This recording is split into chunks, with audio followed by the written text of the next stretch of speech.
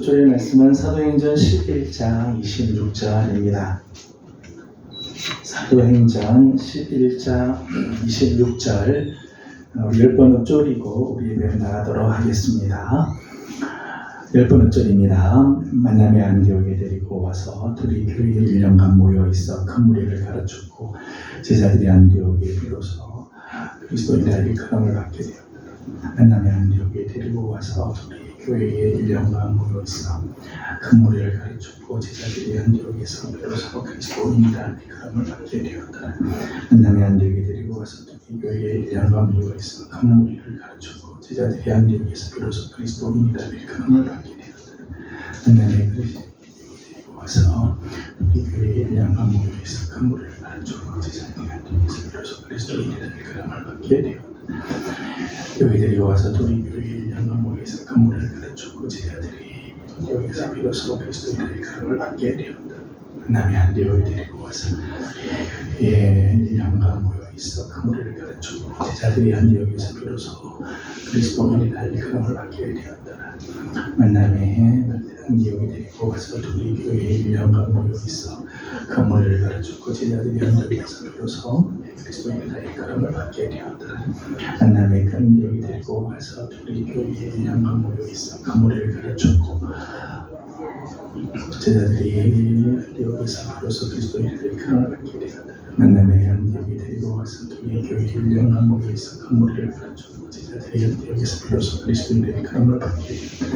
만남의 안디옥에 데리고 와서 둘이 교회에 1년간 모여있어 큰 무리를 가르쳤고 제자들이 안디옥에서 비로소 그리스도인이라는 일컬음을 받게 되었다. 다 같이 한번 읽겠습니다. 만남의 안디옥에 데리고 와서 둘이 교회에 1년간 모여있어 큰 무리를 가르쳤고 제자들이 안디옥에서 비로소 그리스도인이라 일컬음을 받게 되었더라. 아멘. 찬송가 288장 같이 부르겠습니다. 찬송가 288장입니다. 예수를 나의 구주 삼고 성령과 피로써 거듭나니 이 세상에서 내 영혼이 하늘의 영광 누리도다. 이것이 나의 간증이요 이것이 나의 찬송일세. 나 사는 동안 끊임없이 구주를 찬송하리로다.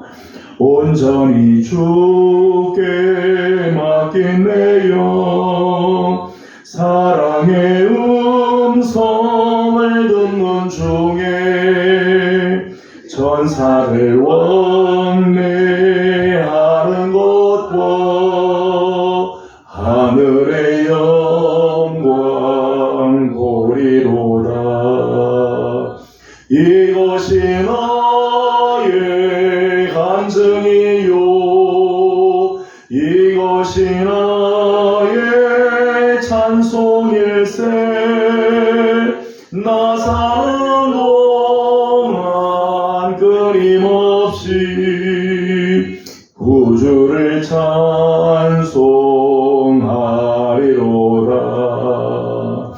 주 안에 기쁨 누림으로 마음의 풍랑이 잔잔하니 세상과 나는 간 곳 없고 구속한 주만 보이도다. 이것이 나의 간증이요 이것이 나의 찬송일세. 나 사는 동안 끊임없이 구주를 이것이 나의 간증이요 이것이 나의 찬송일세 나 사는 동안 끊임없이 구주를 찬송하리로다.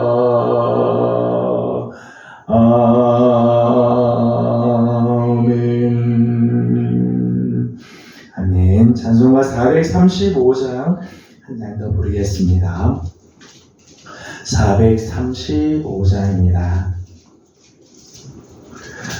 나의 영원하신 기업 생명보다 귀하다. 나의 갈 길 나가도록 나와 동행하소서. 주께로 가까이 주께로 가오니 나의 갈 길 나가도록 나와 동행하소서. 세상 부귀함이람과 모든 명예 버리고 험한 길을 가는 동안 나와 동행하소서. 주께로 가까이 주께로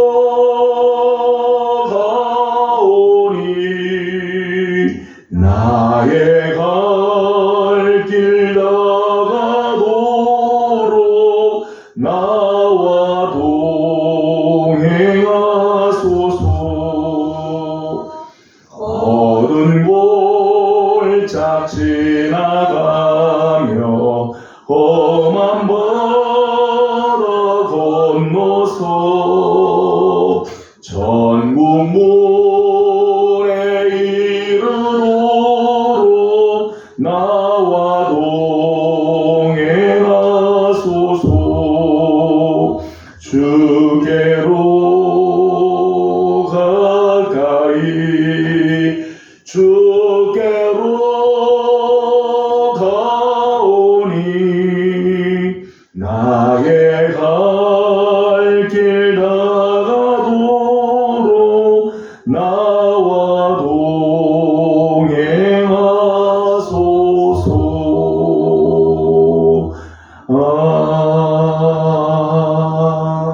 아멘. 아멘. 이 시간 우리 예배를 위해서 함께 기도하겠습니다. 무더운 날이지만 주의 은혜를 사모하고 주의 전을 올라왔습니다. 하나님 우리의 발걸음을 하나님이 기억하여 주시고 거룩한 주의 은혜로 채워주시는 귀한 시간 되도록 우리 안에 있는 모든 염려와 어두움과 두려움들 하나님 다 몰아내 주시고 오직 하나님 기뻐하시는 예배 우리 하나님을 영원롭게 드리는 거룩한 예배 되게 하옵소서. 다 같이 예배를 위해서 함께 기도드리도록 합니다. 기도하겠습니다. 귀하신 우리 아버지 하나님 은혜와 사랑을 감사드립니다. 오늘도 우리 사랑하는 성도들 하나님의 거룩하신 주 자비하신 가운데 하나님의 소리를 보여주시고 하나님의 사랑과 자비하신 소리 하나님의 소리를 기다려 주심을 감사드립니다. 하나님 무더운 날이지만 하나님의 은혜를 사모하고 하나님께 나왔습니다. 말씀을 사모하는 귀한 종들의 마음들마다 주님께서 찾아와 주시고 오늘 주님 앞에 온전한 예배의 자로 드려지게 하여 주시고 거룩한 삶의 예물 되기를 원합니다. 하나님 우리의 마음을 증결하게 하여 주시고 깨끗하게 하여 주시며 성령으로 기름 부어 주옵시고 하나님께서 함께하시는 하나님께서 기뻐 받으시는 예배 되게 하여 주시옵소서. 하나님 오늘 우리 하나님 말씀을 공부하고자 합니다. 말씀을 배울 때에 깨닫는 은혜도 허락하여 주시고 하나님께서 주시는 거룩한 은총으로 우리 하나님께서 함께하시는 아름다운 은혜가 있게 하여 주시옵소서. 자비하신 우리 아버지 하나님 감사합니다. 하나님께서 주시는 귀하신 은혜가 하나님 오늘도 우리 사랑하는 신들 가운데 하나님 무더운 여름을 지나지만 하나님 날마다 우리 안에 새롭게 하여 주시는 하나님의 은혜 감기와 같은 하나님 은혜가 채워지는 귀한 아침 시간 되게 하여 주시옵소서. 시험을 교회를 위해서 우리 한 번 더 기도하도록 하겠습니다. 지난주 우리가 함께 나눈 말씀처럼 이명 3.0 시대를 하나님께서 열어주셨는데 이명 3.0 시대에 걸맞는 우리 교회가 되기를 원합니다. 정말 하나님께서 기뻐하시는 교회가 되고 하나님의 영광을 나타내는 교회가 될 수 있도록 복음 증가하는 데 힘을 다하게 하시고 따뜻한 우리의 권면의 말들이 오고 가게 하시며 그리스도 안에서 하나가 되는 아름다운 역사가 있어서 주님이 기뻐하시는 귀한 뜻을 이루어드리고 이 세대에 하나님의 마음을 온전케 해드리는 우리 귀한 교회가 될 수 있도록 기도해 주시기 바랍니다. 이제 여름 사역절이 이제 다 끝났습니다. 은혜 가운데 지켜주신 우리 하나님께 감사드리고 행사가 끝난 곳으로 끝나는 모든 것이 이제 끝나는 게 아니라 이후에 우리 교회 학교가 정말 성장하고 부흥하고 변화되고 아름다운 열매들이 맺혀지도록 또 기도해 주시기 바랍니다. 이제 우리 다 같이 교회를 위해서 우리 함께 기도하도록 합니다. 기도하겠습니다. 귀하신 우리 아버지 하나님 은혜와 사랑을 감사드립니다. 오늘도 우리 사랑하는 우리 귀한 친구들이 마음을 모아 하나님 앞에 간구하고 기도합니다. 하나님 특별히 우리 교회를 주님께 올려드리며 하나님 은혜를 사모하고 하나님의 역사하심을 간구하면서 하나님께 엎드려 싸우니 하나님 우리 교회를 주님께서 기억하여 주시고 주님의 자비하신 은총 우리 하나님께서 베푸시는 거룩한 은혜로 우리 하나님께서 채워주셔서 하나님 거룩한 뜻을 잘 이루어드리는 우리 교회가 되기를 원합니다. 특별히 이명 3.0 시대를 하나님께서 우리에게 열어주신 것 감사드립니다. 아버지 하나님 이곳으로 하나님 우리를 옮겨주셨사오니 하나님께서 기뻐하시는 뜻을 이루어드리게 하여 주시고 사도행전 3.0 시대를 이끄는 안디옥교회와 같이 하나님 우리 교회는 교회가 주님의 뜻을 이루어드리며 이 세대에 하나님의 마음을 기쁘시게 해드리고 하나님의 복음의 역사를 이루는 하나님 우리 교회가 되기를 소망합니다. 열심히 복음 증가한 일들 감당하게 하여 주옵시고 성도들 사이에 따뜻한 권면의 말씀들이 오고 가게 하여 주시고 그리스도 안에서 하나가 되고 연합하는 마음들을 갖게 하여 주셔서 그리스도의 몸을 세워가게 하여 주시고 하나님의 영광을 올려드리는 하나님 우리 교회가 되게 하여 주옵소서. 교회 학교가 하나님의 여러 귀한 사역들을 은혜 가운데 잘 마치게 해주신 것 감사드립니다. 행사로 끝나지 말게 하여 주시고 하나님 각 부서들마다 부흥하는 역사가 있게 하여 주시며 하나님의 거룩한 영광이 나타나고 하나님 하반기에 하나님 교회 학교의 아름다운 부흥 역사 또 우리 교회에 부흥하는 아름다운 은혜가 있게 하여 주옵소서. 문정원들을 하나님 보내주시고 귀한 일꾼들을 만나게 하여 주옵시며 하나님 복음의 문들이 열려져 하나님 귀한 영혼들이 하나님 주의 절로 나올 수 있도록 우리 하나님께서 은혜를 도와여 주옵소서. 함께하실 주님을 찬양합니다. 용하옵소서. 걸어가신 우리 하나님 은혜와 사랑을 감사드립니다. 무더운 여름날이지만 하나님의 부지런히 주의 전호를 향하여 나오게 하시고 하나님의 말씀을 배우며 깨닫게 하여 주시니 감사드립니다. 하나님 우리 예배가 온전히 하나님 앞에 드려지는 거룩한 예배가 되게 하여 주시옵소서. 우리 안에 있는 모든 무거운 짐들 하나님 죄악들 하나님 앞에 온전치 못한 것들 염려와 근심과 두려움과 걱정들 다 내려놓게 하여 주시고 이 시간 온전히 하나님 앞에 드려지는 거룩한 예배 하나님께서 기뻐 받으시는 예배가 되게 하여 주시옵소서. 말씀 앞에 겸손히 머리 숙이게 하여 주시고 하나님의 말씀을 쫓아 한 걸음 한 걸음 나아가는 복된 결단이 있게 하여 주시옵소서. 우리 예물교회를 사랑하여 주셔서 하나님 이곳으로 이전하게 하여 주시고 예명 3.0 시대를 열게 하여 주신 것 감사드립니다. 하나님 그저 건물만 예명 3.0 시대가 아니라 하나님께서 기뻐하시는 거룩한 뜻을 이루어드리는 교회 되게 하여 주시옵소서. 하나님의 거룩한 비전을 품게 하여 주시고 우리 하나님께서 원하시는 복음의 역사 세계 선교의 일들을 감당하는 하나님 우리 교회가 되게 하여 주시옵소서. 아버지 하나님 복음 증가를 내 힘을 다하게 하여 주시고 성도들 사이에 따뜻한 하나님 권면의 말이 오고 가게 하여 주시며 연합하고 하나가 되어서 그리스도의 몸된 교회를 온전히 세워가는 우리 예물교회 되게 해 주시옵소서. 아버지 하나님 원합니다. 하나님 교회 학교가 여름 귀한 사역들을 무사히 마치게 해주신 것 감사드립니다. 부서들마다 수고하고 있었는데 행사로 끝나지 말게 하여 주시고 하반기엔 아름다운 열매들이 맺혀지기를 소망합니다. 하나님 부서들 가운데 아름다운 부흥의 역사가 있게 하여 주시고 우리 예명교회도 하나님 귀한 영혼들을 보내주시며 일꾼들을 보내주시고 하나님의 거룩한 역사를 이루어드리는 하나님 교회로 세워질 수 있도록 도와주시옵소서. 이 시간 하나님 말씀을 함께 공부하고자 합니다. 성령님께서 깨우쳐 주시고 말씀을 나눌 때 하나님의 말씀을 또 깨닫는 은혜도 허락해 주옵소서. 함께 하실 주님을 찬양하며 예수님의 이름으로 기도드리옵나이다. 아멘. 아멘. 오늘 함께 나눌 하나님 말씀은 역대하 12장입니다. 역대하 12장 1절에서 14절까지 함께 교독하도록 하겠습니다. 역대하 12장 1절에서 14절까지 역대하 12장 1절에서 14절 같이 교독하겠습니다. 르호보암의 나라가 견고하고 세력이 강해지네. 그가 여호와의 율법을 버리니 온 이스라엘이 본받은지라. 그들이 여호와께 범죄하였으므로 르호보암 왕 제5년에 레호보암 시사이 예루살렘을 치러 올라오니 그에게 병거가 1200대요 마병이 6만 명이며 애굽에서 그와 함께 온 백성 곧 리비아와 쑥과 구스 사람이 헤아릴 수 없이 많더라. 시사이 유다의 견고한 성읍들을 빼앗고 예루살렘에 이르니 그때 유다 방백들이 시삭의 일로 예루살렘에 모였는지라. 선지자 스마야가 르호보암과 방백들에게 나와 이르되 여호와께서 이같이 말씀하시기를 너희가 나를 버렸으므로 나도 너희를 버려 시삭의 손에 넘겼노라 하셨다 한지라. 이에 이스라엘 방백들과 왕이 스스로 경비하여 이르되 여호와는 이루시자 하네. 여호와께서 그들이 스스로 겸비함을 보신지라. 여호와의 말씀이 스마야에게 임하여 이르시되 그들이 스스로 겸비하였으니 내가 멸하지 아니하고 저희를 조금 구원하여 나의 노를 시삭의 손을 통하여 예루살렘에 쏟지 아니하리라. 그러나 그들이 시삭의 종이요 나라를 섬기는 것과 세상 나라들을 섬기는 것이 어떠한지 알게 하셨더라. 애굽 왕 시삭이 올라와서 예루살렘을 치고 여호와의 전 보물과 왕궁의 보물을 모두 빼앗고 솔로몬이 만든 금 방패도 빼앗은지라.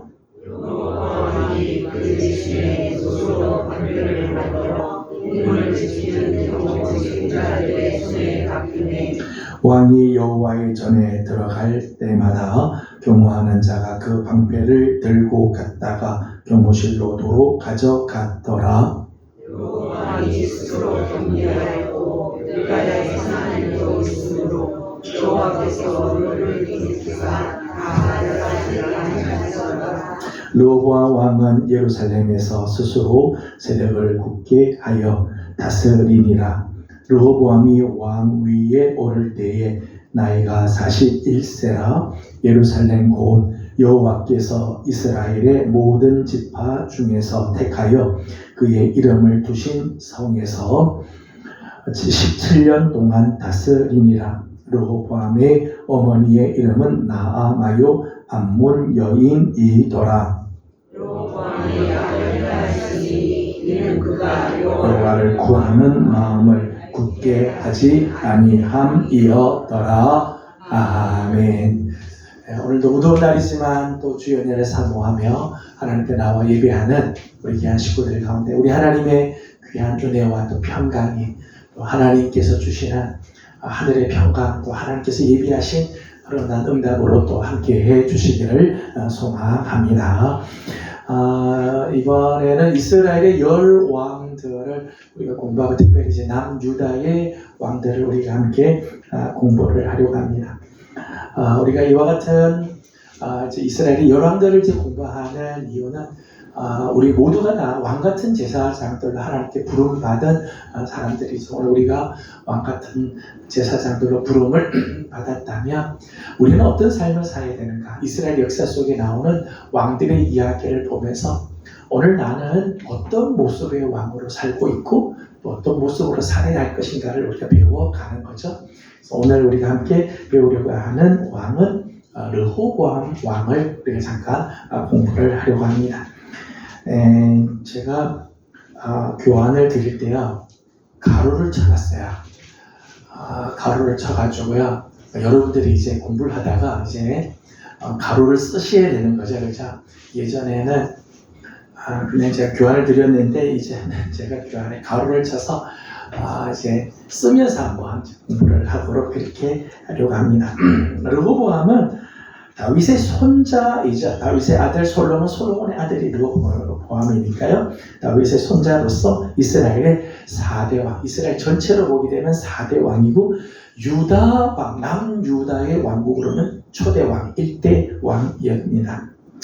오늘 13절 말씀, 본문 13절을 같이 한번 읽어보겠습니다. 13절 같이 읽습니다. 르호보암 왕은 예루살렘에서 스스로 세력을 굳게 하여 다스리니라. 르호보암이 왕 위에 오를 때에 나이가 41세라. 예루살렘 곧 여호와께서 이스라엘의 모든 지파 중에서 택하여 그의 이름을 두신 성에서 17년 동안 다스리니라. 르호보암의 어머니의 이름은 나아마요 암몬 여인이더라. 아멘. 13절 말씀을 보게 되면 이 르호보암의 어머니 이름이 나오죠. 솔로몬과 암몬 여인 이름이 나아마입니다. 나아마 사이에서 태어나죠. 솔로몬과 나아마 사이에서 르호보암이 태어납니다. 근데 이 나아마라고 하는 여인은 암몬 여인이었습니다. 암몬 여인. 솔로몬이 왕 위에 오르기 직전에 결혼을 합니다. 결혼한 사람입니다. 왕 위에 오르기 직전에 결혼했어요. 그러니까 요 결혼하기 직전이니까 사실은 이 솔로몬이 지혜도 신앙도 있을 무렵이죠. 하나님께서 온전한 신앙, 또 하나님께서 주시는 지혜가 있을 때였습니다. 여러분, 영적으로 깨어 있을 때는요, 이게 그렇게 큰 문제가 되지 않을 수 있어요. 암몬 여인과 결혼을 하는 게 큰 문제가 되지 않아요. 왜요? 솔로몬이 영적으로 신앙이 굳건히 서 있고 지혜도 있고 하나님의 뜻을 깨달으니까 이게 큰 문제가 되지 않아요. 그런데 영적으로 해이해질 때는요, 이게 반드시 문제가 생기게 된다는 거예요. 여러분, 오늘 우리의 삶 가운데요, 우리가 신앙이 좋을 때는요, 큰 문제가 되지 않는 게 있을 수 있어요. 그런데 우리 신앙이 떨어지고 해이해지고 말씀 안에 거하지 못하면 이게 예전에는 문제가 되지 않던 게 문제가 되기 시작하고 이게 나를 잡아먹기 시작한다는 거. 이런 면에서 굉장히 우리의 신앙을 조심해야 하죠. 르호보암은 41세의 왕위에 오르자 41세의 왕위에 오르고 17년 동안 이스라엘을 다스리게 됩니다. 17년을 다스리고 죽습니다. 41세의 왕이 되니까요. 41세 나이 정도 되면 아버지 솔로몬의 행적을 익히 잘 알았을 거예요. 아버지 솔로몬이 하나님 앞에 바로 서서 나라가 정말 부강하고, 우리 지난 시간에 공부한 것처럼 이스라엘의 역사 속에 역대 가장 큰 나라를 다스리고 모든 나라들이 존경하고 조공을 바치는 그런 나라의 영광의 모습도 보았고요. 그리고 쇠퇴할 때의 모습도 다 41세니까 다 본 거죠. 솔로몬 자기 아버지가 40년 왕위를 어떻게 했는지를 다 보았을 거예요. 그럼에도 불구하고 이 르호보암에게는 결정적인 실수가 두 가지가 있었어요. 두 가지 실수를 저지르게 됩니다.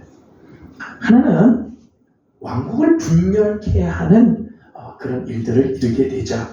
10장 4절 말씀 보면 백성들이 르호보암이 왕이 되었을 때 르호보암에게 와서 요청하고 그리고 부탁하는 일들이 있었습니다. 그 내용은 부친 솔로몬이 지웠던 고역과 무거운 멍에를 가볍게 해달라는 요청이었어요. 지난 시간에 우리 공부한 것처럼 솔로몬이 왕위에 오르고 나서 참 지혜의 왕이었는데 성취하기 4년부터 시작해서 무려 24년 동안 성전, 궁전, 그리고 요새진을 내 수많은 그런 건축 사업을 하면서 부역을 시키죠. 많은 세금을 지우고 부역을 시키고 오랜 건축으로 인해서 사람들이 막 시달리게 되었다는 거죠.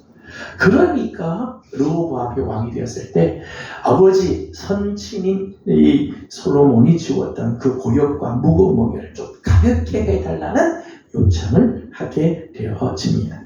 10장 14절을 함께 읽어보겠습니다. 10장 14절을 같이 읽어봅니다. 10장 14절입니다. 젊은 신하들의 가르침을 따라 그들에게 말하여 이르되 내 아버지는 너희의 멍에를 무겁게 하였으나 나는 더 무겁게 할지라. 내 아버지는 가죽 채찍으로 너희를 치셨으나 나는 전갈 채찍으로 치리라 하니라. 아멘. 이렇게 르호보암에게 와서 우리 무거운 짐을 좀 벗겨달라라고 이야기할 때 르호보암의 대답이죠. 나는 아버지 때보다 더 무겁게 너희들에게 멍에를 매게 해주겠다. 아버지가 어떤 채찍이요? 가죽 채찍으로 다스렸다면 나는 전갈 채찍으로 치겠다. 가죽 채찍이 아니라 나는 전갈 채찍으로 치겠다. 그렇게 이야기해요. 사실은 이렇게 사람들이 백성들이 요청이 왔을 때 르호보암이 원로에게도 물어보고요. 젊은 사람들에게도 물어보죠. 그런데 원로의 가르침을 따르지 않고 젊은 신하들, 자기 친구들의 이야기를 듣고 이런 결정을 내리죠. 이게 르호보암의 어리석음의 모습이었다. 백성들의 아픔, 백성들의 고통, 그 외면하고 자기 아버지가 가지고 있었던 그 권력, 그것만 행사하려고 했던 이런 모습들을 보게 됩니다. 결국 유다 지파와 베냐민 지파 일부를 제외하고는 모두가 다 여로보암을 중심으로 다윗의 집을 배반하고 북이스라엘을 형성하게 됩니다. 유다 지파와 베냐민 지파 일부를 제외하고는 모두 여로보암을 쫓아 북이스라엘 가고 남유다의 두 지파만 남게 되었다는 거죠. 그때가 BC 933년경입니다. 안타깝게도 르호보암 때 왕국이 분열되고 나서 다시는 통일 왕국을 이루지 못해요. 다시 하나가 되지. 그러니까 르호보암의 이 잘못된 결단, 어리석은 판단, 그리고 백성들의 요청을 거부한 이 일로 인해서 하나님이 세워주신 나라가 두축이 되는데 그 통일 왕국을 끝내는 만들지 못하죠. 나중에 저들이 아수르와 그 바벨론에게 패망을 당하고 70년의 포로 생활을 다 끝내고 나서 돌아올 때야 겨우 하나가 되는 모습들을 보게 되어집니다. 하나님께서 이스라엘 백성, 이스라엘 나라를 세우실 때 하나님의 계획하셨던 의도, 하나님께서 뜻하셨던 바, 하나님께서 이 이스라엘 나라를 통해서 하나님이 정말 원하셨던 하나님의 그 계획을 다 상실해버리죠.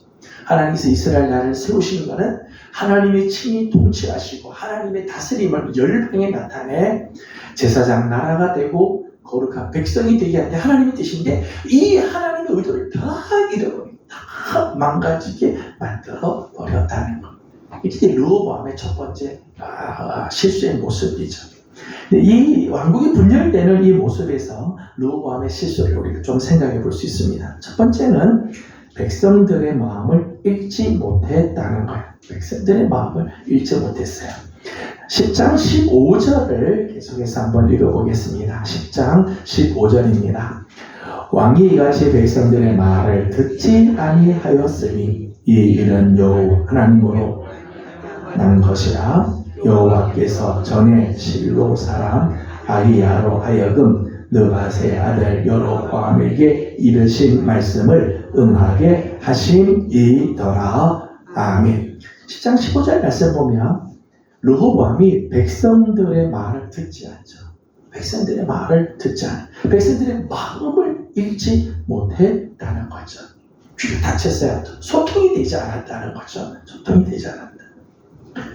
이미 여로보암과 더불어서 분열을 준비하고 있었습니다. 북이스라엘 쪽에서는 지금 르호보암이 이렇게 이야기를 할 때 이미 여로보암을 중심으로 해서 사람들이 모이기 시작을 해요. 그리고 나라가 지금 두 쪽이 될 위기가 있는데 르호보암이 그걸 깨닫지 못하죠. 백성들의 마음이 지금 어디를 향하고 있는지, 지금 백성들이 뭘 힘들어 하는지, 백성들의 요구가 뭔지를 모르는 거예요. 그러니까 지금 나라가 분열이 되는 조짐이 있음에도 불구하고 깨닫지 못하죠. 다만 선왕 솔로몬의 전제 군주로서의 모습만 동경하면서 백성들을 돌보거나 무슨 일이 진행되는지에 대해서 무지한 그런 모습이었다는 거예요. 우리가 지난 시간에 이스라엘의 10왕들을 이제 공부하면서 이스라엘의 왕과 세상의 왕과는 다른 부분들이 있다고 말씀을 드렸어요. 같은 왕이지만 이스라엘 왕과 이방 나라 세상의 왕과는 다른 부분이 있다고 했어요. 세상의 왕들은 한마디로 말하면 군림하고 그리고 위에서 진누르며 백성들의 것들을 다 착취하는 그런 모습들이 있죠. 자기 원하는 대로 백성들을 끌고 가는 그런 모습들이 있었습니다. 근데 이스라엘 왕은 그렇지 않죠. 이스라엘의 왕은 군림하는 왕, 그 위에서 지배하는 왕이 아니라 하나님의 뜻을 이루어드리기 위해서 세운 지도자, 하나님의 뜻을 쫓아서 백성들을 끌고 가는 지도자의 이미지로서의 왕을 말하죠. 백성들을 섬기고 백성들을 위해서 정말 자기 목숨을 내놓고 백성을 지키는 목자의 모습으로서의 왕을 세워주죠. 그런데 르호보암의 모습을 보게 되면 이제 앞으로도 이런 모습들이 많은데 하나님께서 이스라엘의 왕에게 하나님이 원하시는 직무, 이스라엘은 왕으로서 하나님께서 그들에게 원하시는 이 직무를 유기하고 있는, 하나님은 왕으로서 저들에게 원하시는 직무가 있죠. 왕은 어떻게 해야 되는지, 하나님 앞에서 어떤 모습으로 살아야 하는지, 하나님께서 이런 것들을 위해서 왕을 세워줬는데 이런 것들을 다 잃어버리고 그저 세속적인 전제군주, 세속적인 왕의 모습만 가지고 자기 힘만 드러내고 자기 것만 강요하는 이런 모습을 갖추고 있는, 이제 르호보암의 실수의 모습입니다. 르호보암이 실수하는 또 하나의 모습이 있습니다. 14절, 오늘 본문 14절을 함께 읽어보겠습니다. 12장 14절을 같이 읽겠습니다. 르호보암이 악을 행하였으니 이는 그가 여호와를 구하는 마음을 굳게 하지 아니함이었더라. 아멘. 여기 말씀 보면 르호보암이 여호와를 구하는 마음이 없었다 그랬어요. 여호와를 구하는 마음이 없었다. 문제가 생길 적마다 하나님 앞에 엎드리고 하나님의 음성을 듣고 하나님의 뜻을 구하는 게 아니라 르호보암을 보면 문제가 생기자 그는 원로를 찾아갑니다. 또 소년들의 말을 들으려고 하죠. 원로는 뭐라고 말할까? 소년들은 뭐라고 말할까? 이야기 듣습니다. 근데 정작 하나님의 음성을 들으려고 하지 않죠. 하나님의 음성을 들으려고 하죠. 때문에 결국에는 들어야 할 말을 버리고 버려야 할 말을 붙잡게 되게 되죠. 여러분, 우리가 하나님의 음성을 들어야 할 이유가 뭘까요? 여러분, 우리가 사람의 말을 듣기 전에 하나님의 음성을 들어야 할 이유입니다. 여러분, 원로의 말이라고 무조건 다 맞고 소년들의 말이라고 다 틀리는가? 그렇진 않아요. 원로라고 다 옳고 소년은 무조건 잘못됐냐? 그렇진 않습니다. 그런데 하나님께 기도하면요, 하나님의 음성을 들으면 내가 이 두 음성 중에 무엇을 들어야 할 것인가를 깨닫게 됩니다. 하나님의 음성을 들었으면, 르호보암이 하나님께 엎드렸으면 아마 하나님께서 그렇게 말씀하실 거예요. 원로의 말을 따라야 된다. 가르쳐주셨어요. 근데 하나님의 음성을 듣지 않으니까 원로의 이야기를 듣고 소년의 이야기를 듣고 자기 마음대로 선택을 하고 결정을 내리게 되는 거죠. 그러기에 르호보암이 이제 실수를 하게 되는 거예요. 붙잡아야 할 말씀을 버리고 버려야 할 말씀을 붙잡고 나가다가 결국은 나라가 나누어지게 되는 이런 아픔을 보게 됩니다.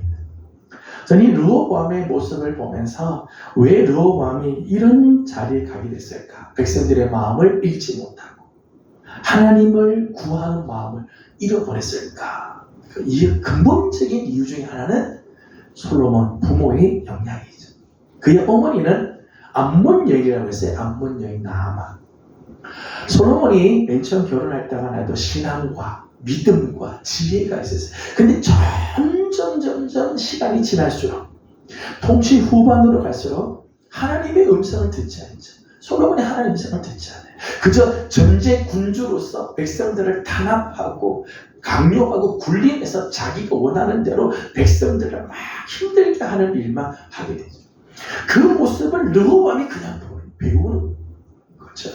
아버지 모습을 그냥 배우면서 따라가게 되었다. 이 부모의 영향이 참 중요하죠. 부모가 기도하는 모습을 자녀에게 보여주면 자녀는 어려움이 있을 적마다 기도할 거야. 하나님 엎드리고 기도하고 주의 음성을 들을 거예요.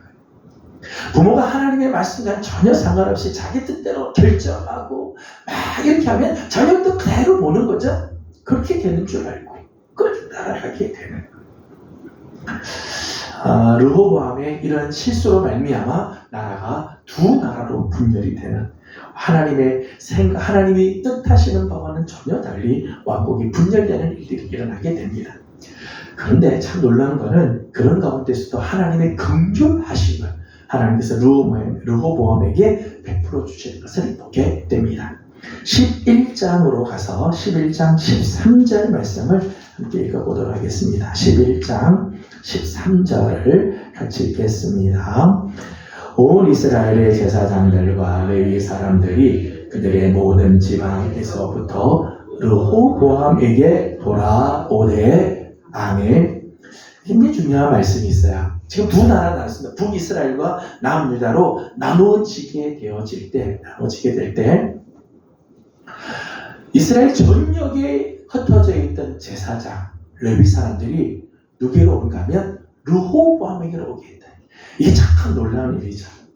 하나님이 베푸신 긍휼입니다. 제사장들과 레위 사람들이 르호보암에게 돌아오게 됩니다. 참 영적인 사람, 하나님의 말씀 앞에 온전히 선 하나님의 사람이 누구에게 오느냐 굉장히 중요하죠. 내 주위에는 하나님의 사람들이 모여오는가? 내 주위에는 하나님이 기뻐하시는 사람들과 함께해서 교제를 하느냐? 아니면 하나님의 뜻과 전혀 상관없는 사람들이 내 주위에 있어서 그들과 교제하느냐? 그게 굉장히 중요하죠. 이런 이야기는 제가 여러 번 말씀을 드렸어요. 시편 1편 1절 말씀을 봐도 복 있는 사람은 악인들의 꾀를 쫓지 않아요. 죄인들의 길에 서지 않아요. 오만한 자들, 거만한 자들의 자리에 앉지 않습니다. 오직 여호와의 율법을 즐거워하여 그 율법을 주야로 묵상하고 그 말씀 안에 거하죠. 오늘 내 주위에는 어떤 사람들이 있는가? 내가 교제하는 사람들은 어떤 사람들일까? 굉장히 중요하죠. 하나님께서 르호보암이 실수하지만은 르호보암에게 베푸신 긍휼하십니다. 제사장들, 전국에 있는 제사장들과 레위 사람들이 르호보암에게로 모여오게 되어집니다. 11장 16절 말씀을 같이 보겠습니다. 11장 16절 말씀 같이 읽겠습니다.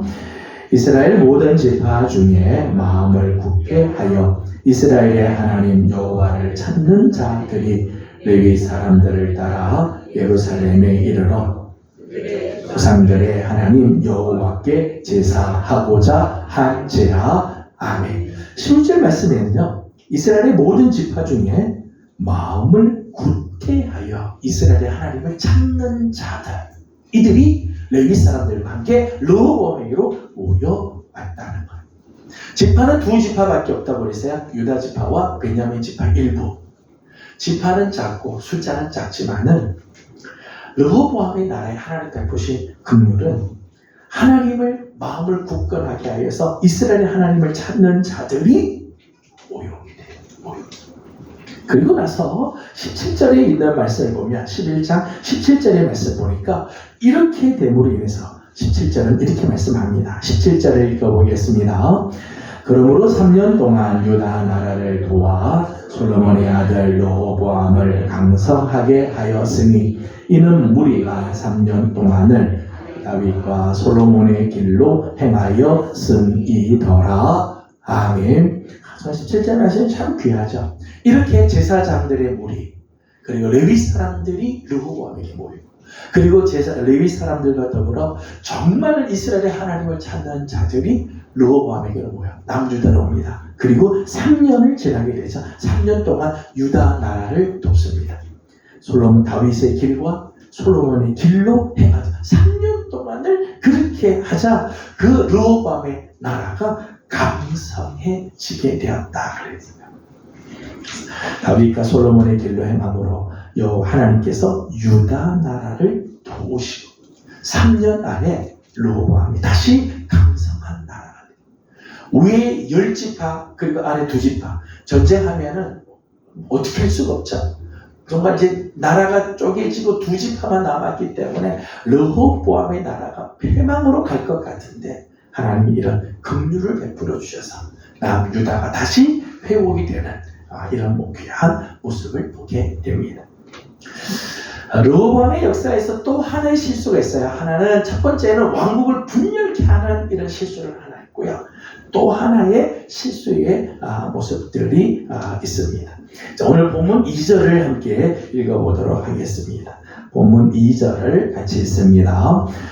그들이 여호와께 범죄하였으므로 르호보암 왕 제5년에 애굽 왕 시삭이 예루살렘을 치러 올라오니 아멘. 르호보암 5년 때 애굽의 왕 이름이 시삭이라고 하는 왕이 있었습니다. 시삭이 이스라엘을 치러 올라오게 됩니다. 애굽 왕 시삭. 이 시삭이라고 하는 이 사람은요, 리비아의 귀족으로서 이름이 시숑이라고도 하고요. 여러분 많이 들어본 이름일 텐데 쇼생크 탈출할 때 그 쇼생크라고도 해요. 그러니까 시삭을 히브리식으로 읽으면은 시삭이라고 하고요. 원래 이름은 시숑 또는 쇼생크라고 해요. 이 사람이 애굽의 22왕조를 이룹니다. 22대 왕조예요. 애굽의 바로가 다스리긴 했는데 이게 한 왕조가 아니고요. 구테타로 인해서 왕조가 지나가고 두 번째 왕조, 세 번째인데 이 시삭이 22왕조를 이루게 됩니다. 그런데 이 22왕조를 이룬 시삭 때에 어떤 일이 있었는가 하면 일찍이 여로보암이 솔로몬을 피해서 도망을 가게 됩니다. 여로보암이 솔로몬 왕 때 솔로몬의 그 압제를 피하고 그래서 이 애굽으로 갔는데 그때 시삭이 그 왕이 바로였습니다. 여로보암이 솔로몬을 피해서 이제 돌아오게 되는데 그때 이 여로보암을 받아주고 그리고 그를 보호해 줍니다. 이제 열왕기상 11장에 나오는 말씀입니다. 그런데 시삭이 이 여로보암을 받아주고 그를 보호해주고 그리고 이스라엘 역사를 지금 쭉 정세를 쭉 들어보면서요, 시삭의 마음속에 이 나라 오래 가지 못하겠다. 언젠가는 이스라엘을 애굽의 속국으로 만들려는 계획을 가지게 됩니다. 애굽의 속국으로. 여로보암의 이야기를 많이 들어보면서 내가 누구를 지원해줄까? 내가 여로보암을 지원해줘야겠다. 그러면 저 나라는 깨지게 된다. 그렇게 생각하게 되는 거죠. 자, 이제 본문 1절 말씀을 이제 읽어보도록 하겠습니다. 오늘 본문 1절입니다. 르호보암의 왕과 나라가 견고하고 세력이 강해짐에 그가 본받은지라. 아멘. 1절 상반절을 보면 여로보암의 나라가 견고하고 세력이 강해지네. 좀 전에 우리가 공부한 것처럼 르호보암의 나라가 이렇게 나눠졌을 때 제사장들, 레위인들, 하나님을 정말 찾는 자들이 와서 3년 동안 다윗의 길, 솔로몬의 길을 걷고 그 길을 걸어가니까 하나님이 그 나라를 강하게 해줬다고 그랬죠. 그래서 르호보암의 나라가 견고하고 세력이 강해지게 되었습니다. 나라가 견고하고 세력이 강해지게 되자 11장 5절에서 12절까지 말씀 보면 그때까지만 해도 북이스라엘과 전쟁을 하기 위해서 북이스라엘과 전쟁을 준비를 했었는데 대신 쉐펠라 지역에 애굽을 대항해서 15개 방비하는 성읍을 건축하게 됩니다.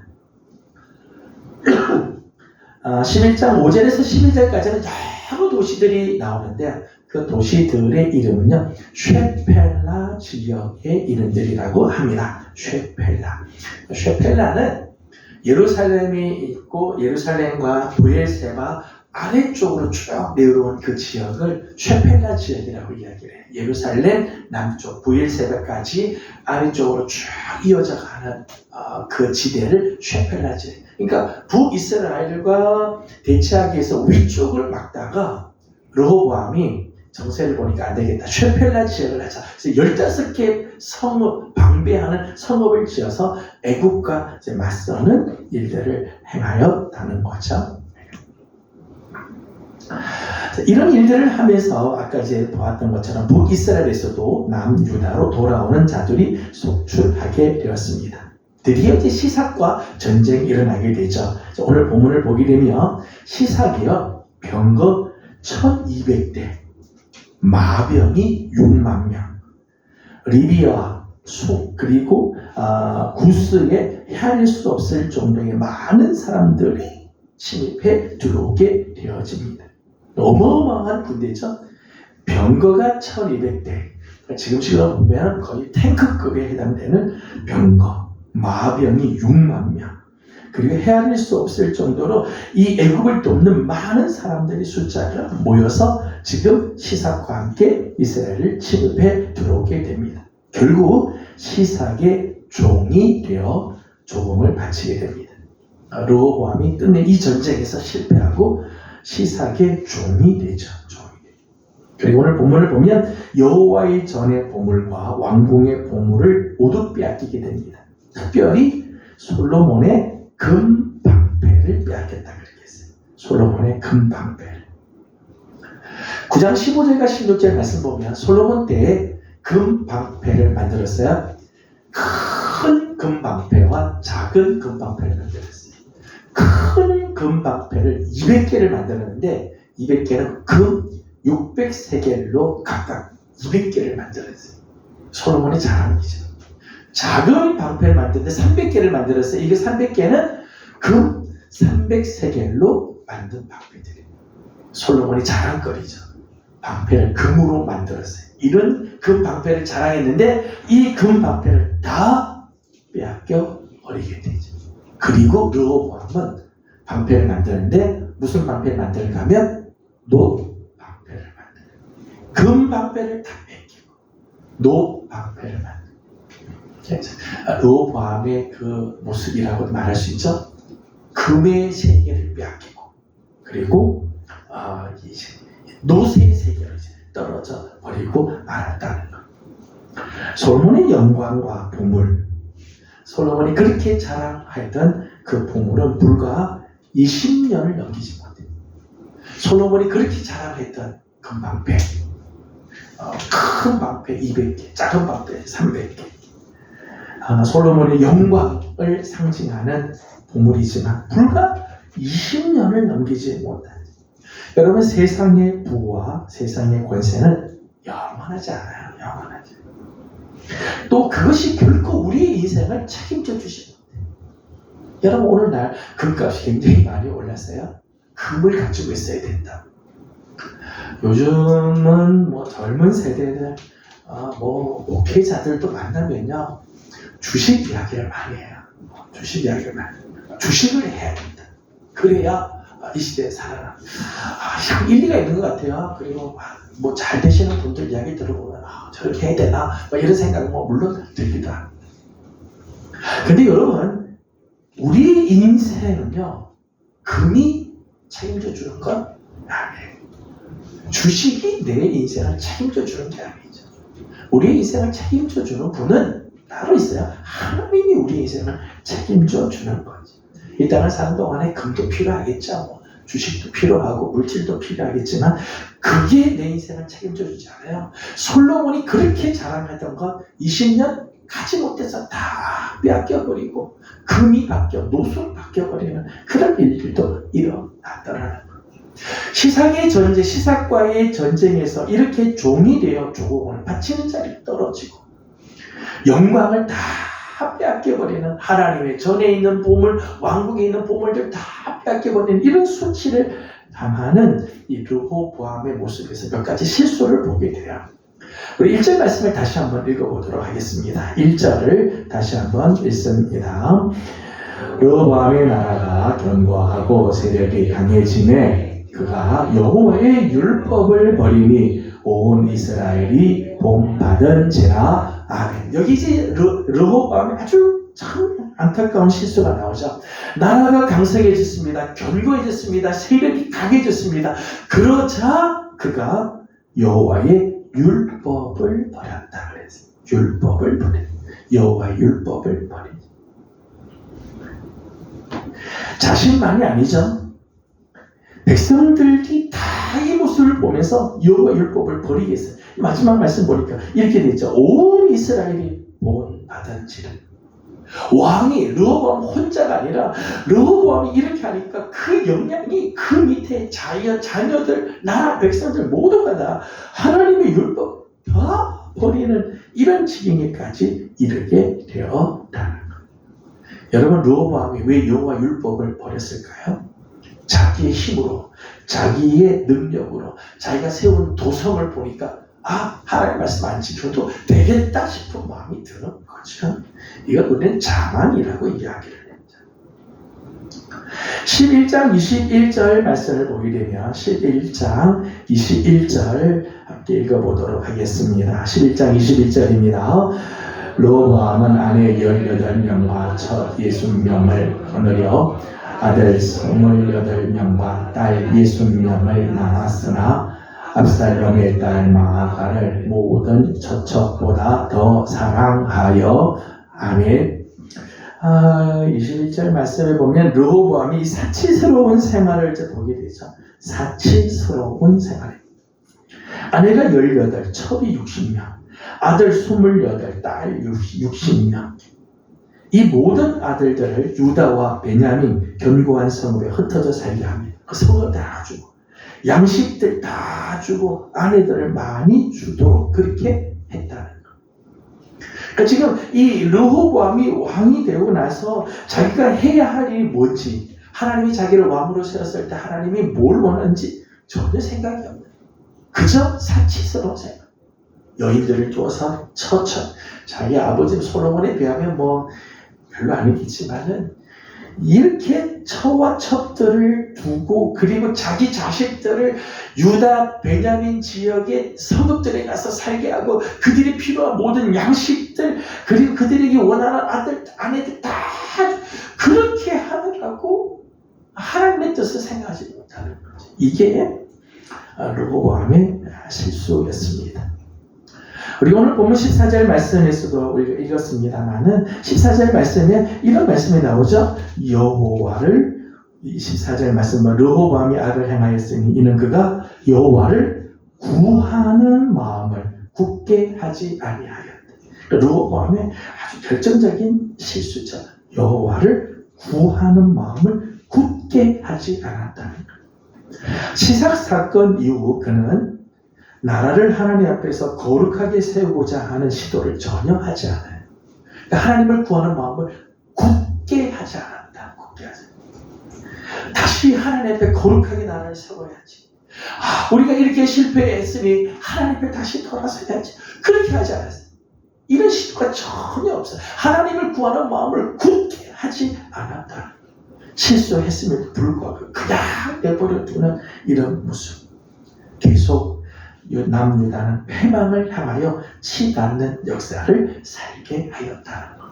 이게 르호보암의 결정적인 실수의 모습입니다. 오늘 보면 5절에서 7절 말씀을 보면 그럼에도 불구하고 하나님께서 그들에게 베푸시는 아름다운 또 하나님의 그 긍휼, 자비하신 모습이 있죠.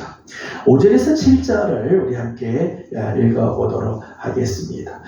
5절에서 7절 너무 많으니까 6절과 7절 말씀만 같이 읽도록 합니다. 이에 이스라엘 왕들과 왕이 스스로 겸비하여 이르되 여호와는 의로우시다 하매 여호와께서 그들이 스스로 겸비함을 보신지라. 여호와의 말씀이 스마야에게 임하여 이르시되 그들이 스스로 겸비하였으니 내가 멸하지 아니하고 저희를 조금 구하여 나의 노를 시삭에 손을 통하여 예루살렘에 쏟지 아니하리라. 아멘. 6절과 7절 말씀을 보니까 하나님의 긍휼과 자비하심이 나오는데 여기 저들이 이스라엘 방백과 왕이 스스로 겸비하여 자기를 낮추지. 르호보암의 참 귀한 모습입니다. 스스로 겸비하여 자신을 낮추고. 여러분, 우리가 살 진정한 살길, 우리가 곤경을 당하고 어려움을 당하지만 우리가 정말 살 진정한 길은 하나님을 향해 겸손히 자기를 낮추고 하나님의 손길을 사모하는, 이게 살 길이에요. 이런 어려움을 당하자 르호보암이 하나님 앞에 스스로 겸비하기 시작합니다. 이스라엘 방백들 그리고 왕도 스스로를 겸비하여 스스로 자기를 낮추게 됩니다. 그러자 오늘 말씀을 보게 되면 하나님께서 저와 맺었던 언약을 기억하시게 되죠. 사무엘상 17장 14절을 함께 보고 마치겠습니다. 사무엘하 7장 14절과 15절을 같이 읽겠습니다. 사무엘하 7장 14절 15절 우리 함께 읽어보겠습니다. 나는 그에게 아버지가 되고 그는 내게 아들이 되리니 그가 만일 죄를 범하면 내가 인생의 주식으로 준비해야 되니와 내가 내 앞에서 물러나게 한 사울에게서 내 은총을 빼앗은 것처럼 그에게서 빼앗지는 아니하리라. 아멘. 14절과 15절 말씀 보면 하나님이 다윗과 맺은 언약이 있습니다. 하나님은 다윗과 맺은 언약을 잊지 않으시죠. 다윗과 맺은 언약은 네 자손 중에서 하나님의 말씀대로 살지 않고 악을 저지르고 죄를 범하면 내가 사람의 매와 인생의 채찍으로 징계하려니와 내가 네 앞에서 물러나게 한 사울에게서 내 은총을 빼앗은 것처럼 그에게 빼앗지는 않겠다. 이 다윗과 맺은 언약이에요. 네 자손 중에서 만일 죄를 범하면 내가 사람의 매, 인생의 채찍으로 때릴 때입니다. 그러나 내가 사울에게서 왕위를 빼앗아 너에게 준 것 그렇게는 하지 않겠다. 무슨 말이죠? 다윗의 왕가를 끝까지 이어주게 돼. 설령 잘못해서 매를 맞아도 징계를 당해도 하나님께서 끝까지 그 왕조를 다윗과 맺은 언약 때문에 끝까지 그 나라를 이어가게 해주겠다는 거예요. 르호보암이 하나님 앞에 이런 실수를 저지르고 죄악을 저지르고 하나님 율법을 버리고 하나님께서 오늘 말씀 보면 네가 나를 버렸으므로 나도 너를 버리겠다 라고 말씀하지만 다윗과 맺은 그 언약을 버리지 않죠. 잊지 않으시고 다시 한번 르호보암에게 긍휼을 베푸시고 다시 일어나게 할 수 있는 길들을 열어주셨다는 거예요. 우리 앞으로 계속해서 보겠습니다만은 하나님께서 다윗과 맺은 그 언약을 하나님 잊지 않아요. 다윗 한 사람이 하나님 앞에 얼마나 정말 귀하게 살았는지 다윗과 맺은 언약 때문에 그 후손들이 위기에서도 일어나게 되고 징계를 당하면다가도 다시 회복이 되는 은혜가 있게 되죠. 우리 사랑하는 귀한 식구들, 오늘 주님 앞에 나와 예배하는 귀한 종들 한 분 한 분들이 다 우리 하나님 앞에서 신실하고 진실하고 우리 하나님 앞에서 온전하고 여러분 때문에 자녀들이 복을 받고 설령 우리들의 자녀들이 혹 잘못된 길을 걸어가도 여러분이 하나님 앞에 기도하고 하나님 앞에 엎드렸던 그것 때문에 하나님이 끝내 다시 돌아오게 하시고 회복케 하시는 아름다운 은혜가 있기를 주님의 이름으로 소망합니다. 오늘은 르호보암의 이야기를 우리가 함께 나눴습니다. 아버지 솔로몬의 영광도 보았고 아버지 솔로몬의 치욕도 다 보았습니다. 참 어리석기는 그걸 다 보고도 무슨 길로 가야 할지를 깨닫지 못하는 이 어리석음. 그러기에 강하다가도 하나님 율법을 버리고 붙잡아야 할 것을 붙잡지 못하는 어리석은 그 길들을 걸어가는 안타까운 모습을 보게 됩니다. 우리 사랑하는 우리 예명의 귀한 종들, 오늘도 우리가 하나님의 음성을 늘 듣고 하나님의 말씀이 늘 우리 안에 있어서 붙잡아야 할 것이 무엇인지, 내가 오늘 정말 목숨 걸고 잡아야 할 게 무엇인지를 정말 깨닫고 하나님의 말씀을 붙잡음으로 오늘 우리의 삶이 하나님께서 주시는 귀한 은혜로 채워지는 아름다운 은혜가 있기를 소망합니다. 기도하겠습니다. 걸어가신 우리 하나님, 은혜와 사랑을 감사드립니다. 오늘도 우리 사랑하는 귀한 종들, 무더운 날이지만 하나님 예배하는 자리, 말씀을 공부하는 자리, 하나님 앞에 순종하는 자리로 나오게 해주신 것 감사드립니다. 하나님, 오늘 우리 사랑하는 종들이 주님 앞에 신실하게 서고 하나님 앞에 엎드려 간구함으로 저들을 통해 자녀들이 복을 받게 하여 주시고, 우리들의 자녀들이 잘못된 길을 걸어가도 기도하는 부모님들 때문에, 하나님 앞에 온전하게 서는 저 부모님들 때문에 자녀들이 다시 주께로 돌아오는 아름다운 은혜가 있게 하여 주시옵소서. 오늘도 간구하는 기도의 제목들이 있습니다. 기도하는 제목들마다 아름다운 응답으로 함께해 주시기를 원하며 예수님의 이름으로 기도드리옵나이다. 아멘. 하늘에 계시는 우리 아버지의 이름을 거룩하게 하시며 아버지의 나라가 오게 하시며 아버지의 뜻이 하늘에서와 같이 땅에서도 이루어지게 하소서. 오늘 우리에게 일용할 양식을 주시고 우리가 우리에게 잘못한 사람을 용서하여 준 것 같이 우리 죄를 용서하여 주시고 우리를 시험에 빠지지 않게 하시고 악에서 구하소서. 나라와 권능과 영광이 영원히 아버지의 것입니다. 아멘. 주신 말씀도 기억하면서 가져온 기도 제목들 계속해서 주님께 올려드리고 돌아가도록 합니다. 기도하겠습니다. 걸어가신 우리 아버지 하나님을 감사합니다.